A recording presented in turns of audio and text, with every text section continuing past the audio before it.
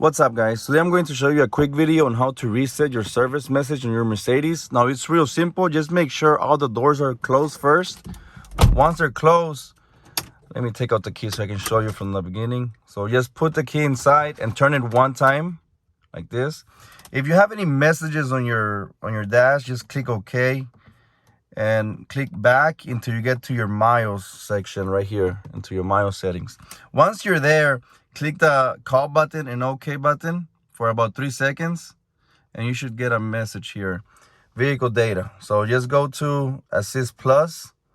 Now you go to Full Service, and from here you go all the way down to Configure Full Service. Service carried out. Just click Yes. This cannot be undone. Confirm. Full service carried out. Okay. So that's pretty much it, guys. I really hope this video helped you in any way.